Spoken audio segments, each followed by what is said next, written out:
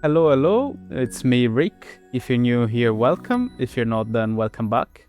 Today is the 5th episode of Opolis Inc. As you can see right behind me, today we build our first base. We'll also set up a digital miner, get our first 1,000 bucks, and more. Follow along. Hello, hello. As you can see behind me, quite a lot has changed, but don't get overwhelmed. I'm now gonna run you through what I've done in between episodes. First thing first, I've caged some cows and sheep, which is really easy, as by simply going close to them and shift right clicking, we are able to pick them up like that. I've been breeding some of them and shearing the sheep for wool. Our quarry has made massive progress. I've emptied most of our raw ores, put them in the enriching factories, melted, and we now have quite a lot of ingots. Our mining box farm has been going really well. We in fact have 381 basic blocks at the minute. And I've also started building our base. This is just a facade. We're then gonna add details at some point, don't worry. I've got some plans in my head. These blocks are really cool, they're from Chipped. All you need is a mason table, and then by adding blocks like spruce, for example, we have tons of different texture. Here you can even see it in a 2x2, vertical, horizontal, or as a single block, which can be quite useful when you're planning how to use the block. Now, as you can see, these automations are still here. I obviously don't like them there, as they've been put in very random spots. So what I'd really like to do is to dig a room underneath our current base and then move them there. To do that, we'll need a destruction gadget, which is really easy to craft. It only needs 4 iron ingots, 2 ender pearls, 2 redstones, and a lapis lazuli. Okay, now that we got our destruction gadget, it needs some energy. To do that, we'll need a battery, or a basic energy cube, which requires 2 energy tablets and a steel casing. The energy tablets are infused alloy, 3 gold ingots and 4 redstone, while the steel casing, and we've already seen it before, we can in fact make it in the combiner. Now that we have everything, we can finally craft our basic energy cube, and we can place it here so that it will start charging. Now that this is charging, we can put our destruction gadget here on the plus sign, and it will start charging itself. While we wait for this, what I'd like to do next is to get into drawers. I in fact want to get some compacting drawers and then transform them into framed compacting drawers. The compacting drawers can be bought from the catalog for 3 basic storage bags.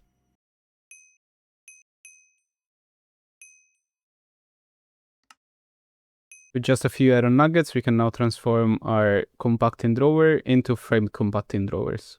These will transform them into fully customizable drawers. We'll in fact be able to add any block we want to each side and make it look prettier. To do that, we simply place it here and follow the instruction. The first block will be the outside block, the second block will be the face block, and the third block in the corner here will be the dividers block. I like it this way. We can place these here now. If we place some iron nuggets over here, as you can see, we'll be able to also collect iron and iron blocks automatically. I've taken some more iron, we can just fill it in here. We now have 624 iron nuggets, or 69 iron ingots, or 7 blocks. We'll use one for gold as well.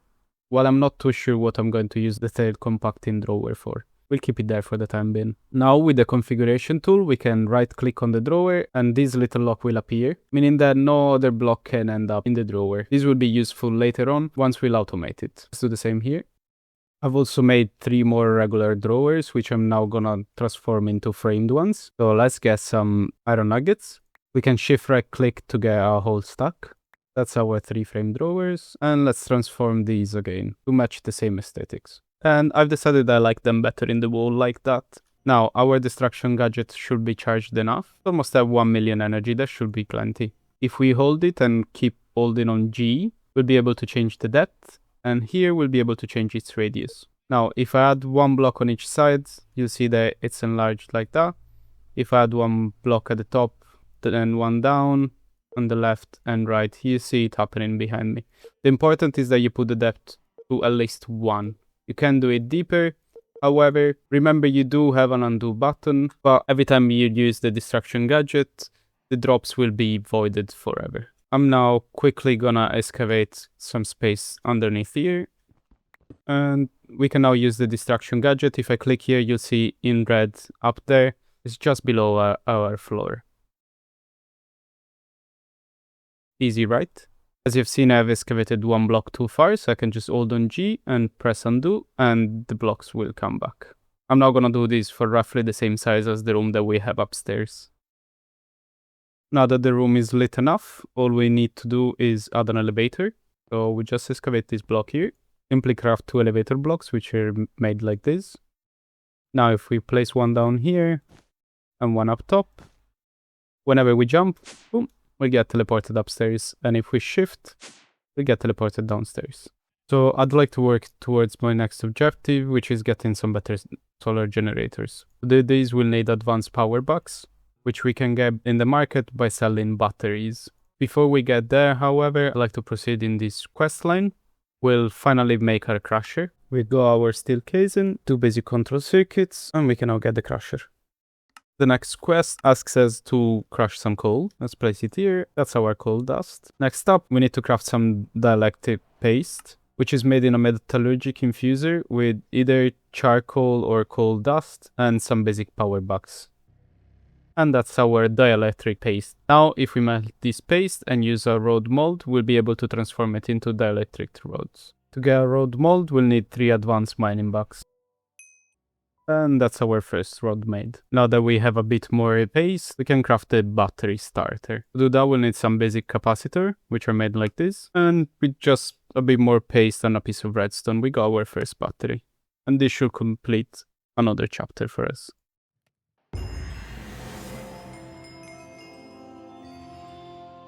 We've now unlocked this second line of quest for power, and we need to make an advanced power license, which is made in a solidifier with a basic power license and some molten paste. Pretty easy. There we have it, and we can now sell each battery for 5 advanced power bucks. I've just realized, however, that the battery needs to be fully charged. That's our first advanced power bucks. Now we can use this to buy some advanced solar generators. This should improve our energy making by quite a bit. We can place this here, can rotate it, add a basic universal cable, and there we go. It's now producing 109.2 FA per tick for us, which is really not bad. Now, as you can see, our quarry is nearly finished, and although it's been great for us as it has found 20 plus diamonds and loads of ores, we cannot afford to have holes all over the place near our base. What I'd like to work towards next, in fact, is a digital miner. To do that, we'll need 2 teleportation cores, which are crafted like this, with some atomic alloys, which we can get in the metallurgic infuser from some reinforced alloys and some refined obsidian dust.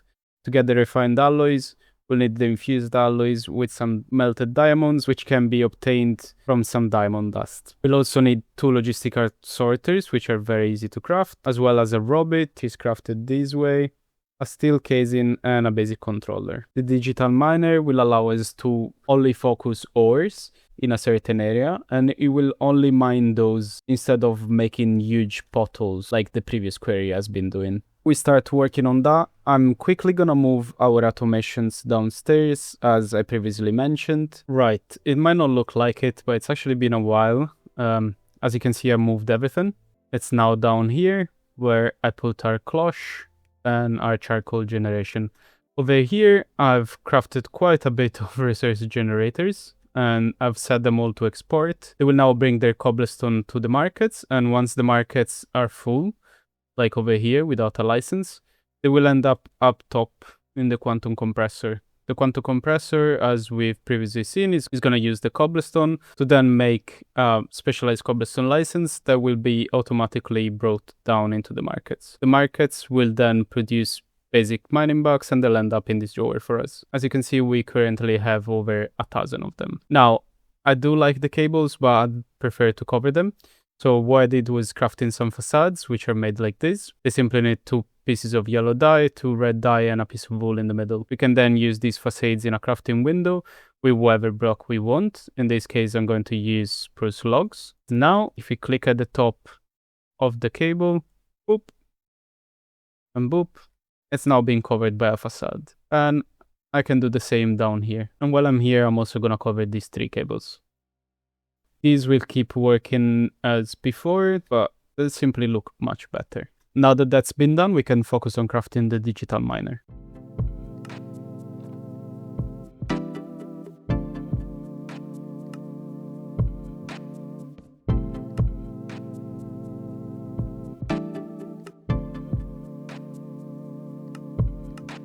And finally, after so much crafting, we have the digital miner. Now, all we need to do is find some space where to place it. I think I'll put it here behind the house for the time being.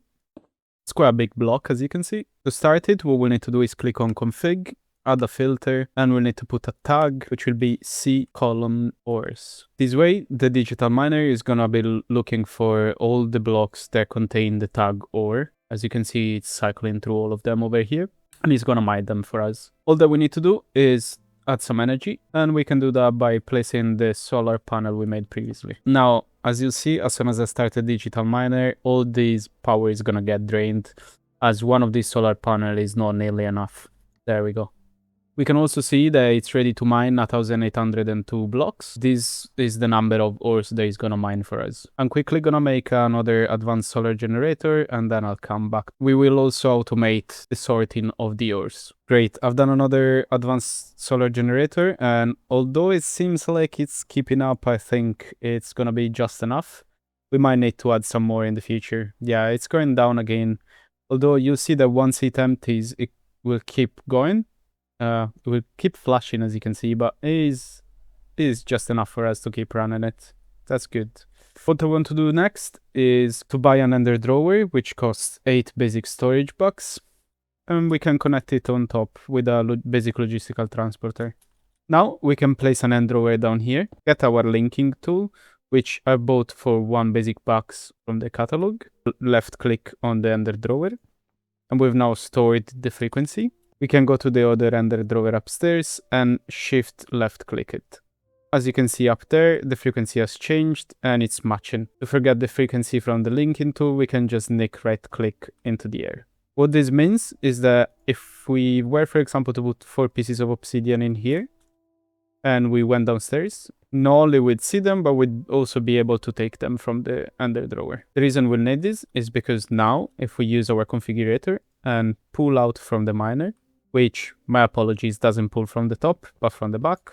And from down here, we'll be able to sort it, as well as automate the ingot making. For the time being, however, I'm just going to limit myself to auto-sort them into these drawers that I've added here. I want to hide the sorting, so I'm going to hide this ender drawer over here. As you've seen, once you break it, if it's got items inside, it's going to maintain the same frequency. We can then add a logistical transporter over here, and make sure that it's disconnected from this drawer. We also need to set the pipe to extract from the drawer. Now, what we'll need is the storage controller that we can place here. We can then use the linking tool, click with the right on the storage controller, and then select all of our drawers. As you can see, the items are already starting to sort themselves out, as they will be pumped from the ender chest into the storage controller, and then the storage controller will automatically send them here. As we've seen before, we can also use the configuration tool to lock them. This way, if I was, for example, to empty all this coal, nothing else will be put in its place. This will become rather useful later on when we'll eventually automate our ore production. Now, the very last thing I'd like to do before we end this episode is to trade with the villagers and finally obtain some basic training bucks and get our Nether Passport. To recap, the only way we can obtain a Nether Passport is by trading with our villagers until they reach the level master. So I'm gonna go ahead and do that. And Hannibal is now a master, and so is Mitzi. And now also Numbers. And finally, also Humberto, the master. That took me so long. Now, all we need to do is use our receipts, basic trading license, and obtain some basic trading bucks to the Nether Passport. We got a few trading bucks, and let's get the first fragment of the Nether Passport. And the second, as well as the third, fourth, and fifth piece. After so much work, we can finally craft our Nether Passport. And with our digital miner in the background doing the hard work, I've run out of time for today's episode. As always, it's been a pleasure. If you got to this point, thank you so much for following along. Please don't forget to subscribe and leave a like, and I'll see you in the next episode. Bye!